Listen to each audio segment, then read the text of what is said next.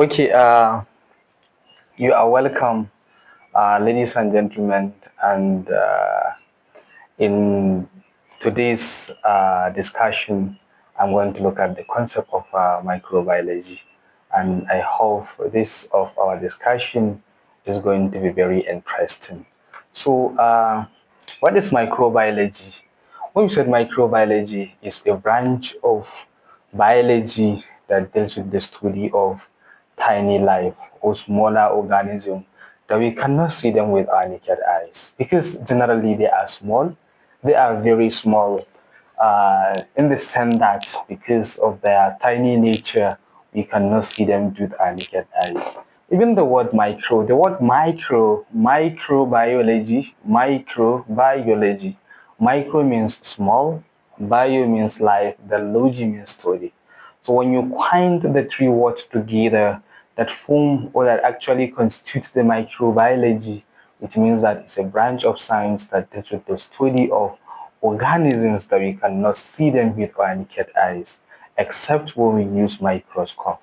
And very importantly, ladies and gentlemen, these microorganisms, they are classified based on their sizes because there are some microorganisms that they are very, very small and some they are somehow larger in size than the others.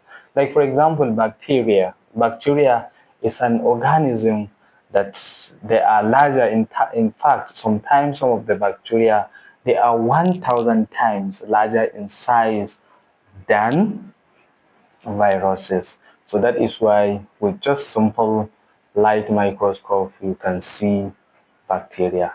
But in the case of virus, in the case of virus, because they are very very small, even with the light microscope you cannot see them except when you use electrical microscope.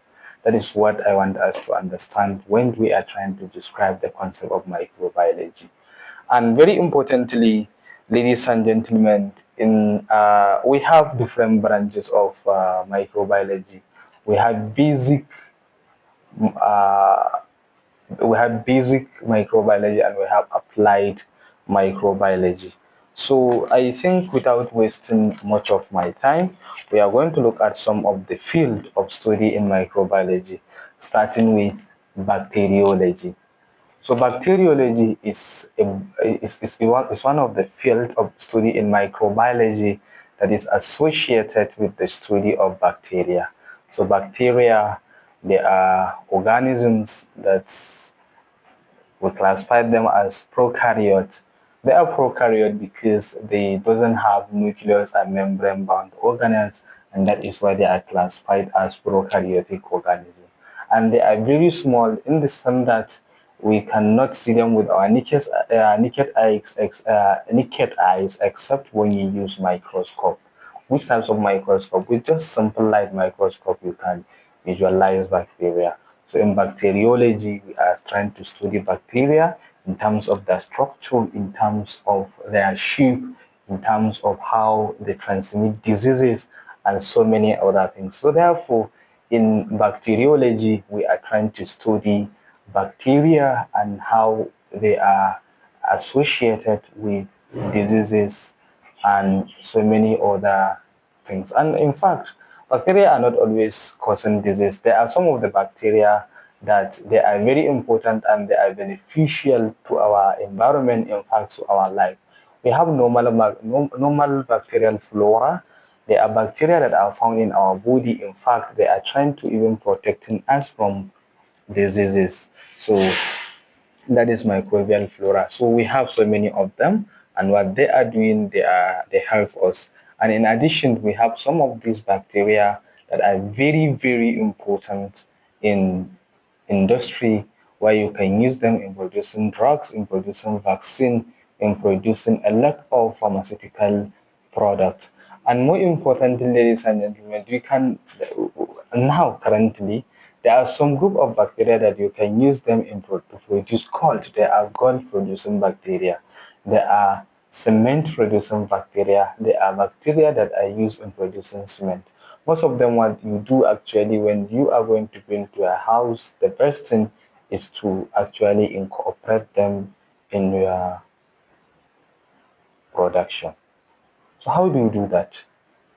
If you have them, and whenever you have crack, because they just need calcium lactate, and once you supply the calcium lactate in the crack, of course the microorganisms will now revive and then start healing the crack. So they will just start repairing the crack without inviting any work layer to come and help you to repair the crack. So they are just producing cement on their own, and they can heal crack, they can repair crack, and that is what we describe as bacteria. So the next thing we have mycology. So what is mycology? Mycology is also another field of study in microbiology that is associated with the study of fungi. What are fungi? Fungi can be yeasts, can be molds, and can be mushrooms. So the branch of biology that deals with the study of fungi is called mycology, and is one of the branches or a field of study in microbiology.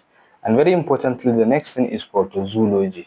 So what is protozoology? Protozoology is the study of protozoans. And what are the protozoans? Protozoans, they are organisms that some of them they can cause disease, some of them they are parasitic, while some are non-parasitic. But most of the protozoans they cause diseases.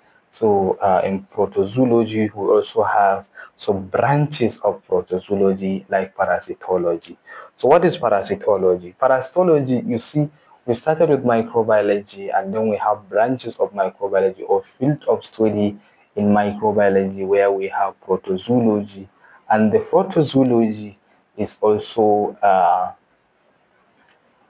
a field of study in microbiology that also has its own branch like parasitology. So what is parasitology? Parasitology, it is associated with the study of parasite or disease-producing microorganisms. That is parasitology, the study of parasite or disease-producing protozoa and their micro or and other parasitic micro and macroorganisms, because there are some organisms that they are macro while some they are micro, and they can cause diseases. So that is parasitology, the study of the parasite that are associated with causing disease. That is parasitology. And some of these parasites we have protozoans. So then the next thing is microbial. We have microbial uh, cytology, which deals with the study of microbial cells. Because we know that cytology is the study of cells. So when we say microbial cytology, it means it's a branch of it's a branch of microbiology that is associated with the study of microbial cells in terms of the structure and the function of the microbial cells. Then the next one we have microbial parasitology. So what is microbial parasitology? Microbial parasitology is also a branch of microbiology that is linked or associated with the study of nutrients required for metabolism and the growth of the microorganisms, as well as the products that they produce after taking the nutrients. So in microbial physiology, it is linked with the study of the nutrients that are required by microorganisms for them to grow, to undergo metabolism, and also the types of the nutrients that they require in order to produce a particular product. Like for example, I mentioned some of the cement producing bacteria. What they do, they produce cement. And how? By consuming calcium lactate. So this is microbial physiology. So you understand the types of the nutrients taken by the microorganisms and the products that they produce at the end after consuming the nutrients. Then in addition, like gold producing bacteria, they consume silver chloride as a nutrient, and they produce salts. So that is under microbial physiology. To understand the kind of the nutrient that is required by microorganisms for their growth, development, and the products they produce after the consumption of specific types of the nutrients. So the next thing after this, we have microbial genetics. So microbial genetics is associated with the nature of genetics information in the microorganism and how it relates to the development and function of the cells and the organism. So microbial genetics, it is associated with the genetics information. And when you say genetics information, it means the DNA and RNA that are found in the microorganisms and how it relates, or how that genetics information, that is the DNA and RNA of the microorganisms, or of the microorganism, relates to the development as well as the development and the functions of the cells and the entire organisms. We have different species of bacteria, we have different species of fungi, we have different species of algae. So they are all different. Why are they different? Is because of the nature of their genetics information. That is the nature of their DNA. So that's a very important thing that we need to understand. Then the next thing, we have microbial ecology. Microbial ecology. So what is microbial ecology? Microbial ecology is also another branch of ecology of microorganisms, where it actually relates to the study of microorganisms in their natural environment. So the study of microorganisms in their natural environment is what we call microbial ecology. And under this microbial ecology, it's linked, or it associates with the global and the local contribution of nutrient of the microorganisms to nutrient cycling. Because when we're talking about the environment or the microbial ecology, it means the environment where the microorganisms are found and how it relates to its survival and also other organisms in the environment. So now, under this microbial ecology, it also linked, or it also associated with the nutrient cycling, because some of the nutrients that are recycle in the environment is as a result of this microbial action. In addition, in this microbial ecology, it also linked with the study of bioremediation, where you use microorganisms to remove pollutant in the environment. So if you are using microorganisms to remove pollutant or unwanted material, you are applying the concept of bioremediation. Then the next thing is microbial taxonomy. So microbial taxonomy is also another branch of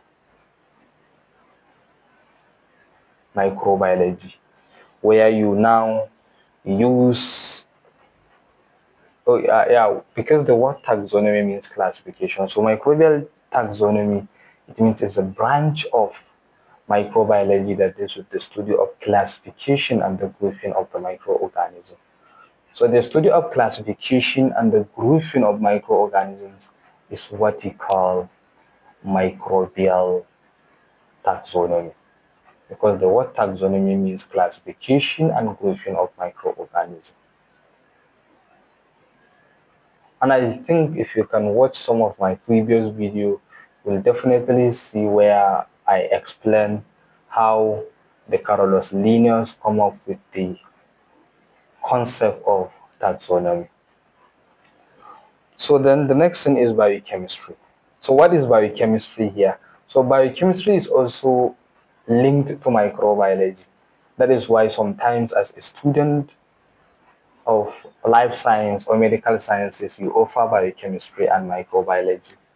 Because one thing here is that the biochemistry here, it actually deals with the it deals with the discovery of microbial enzymes and the chemical reactions they carry out. Because when we said biochemistry, is actually a branch of uh, biology that deals with the study of life at molecular level. So at this point, you are studying biochemistry in order to discover the enzymes that are present in the microorganisms and the types of the reaction that they catalyze. So that is actually under basic microbiology. There is also algology, that is the study of algae. And then apart from that, we also have applied aspect of microbiology.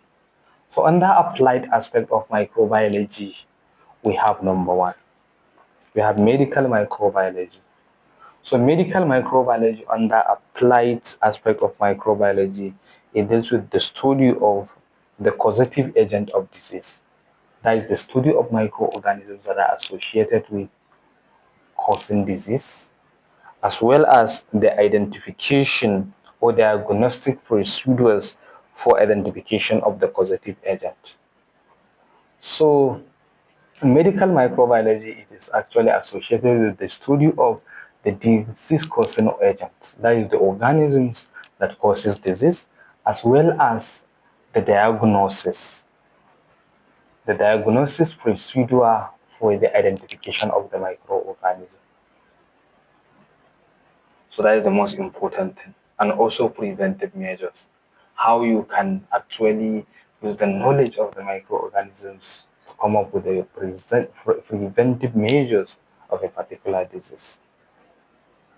So microbial genetics is still with the study of studying the disease causing agents, the diagnosis of the disease causing agents, and also the preventive measures. That is under the medical microbiology. So then the next thing is agricultural microbiology. So some of these microorganisms, they are found on in the soil. So agricultural microbiology studies the microbial processes in the soil to promote plant growth.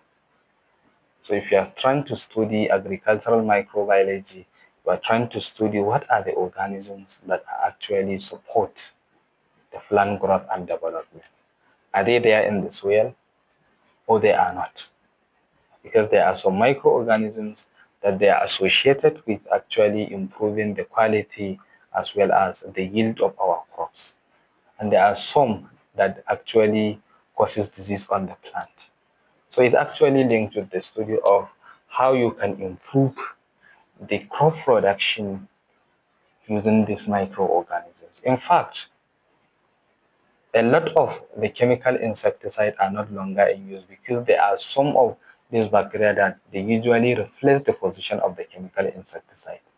So with the microorganisms, they can help you to actually clear disease pests or organisms that causes disease on our plants.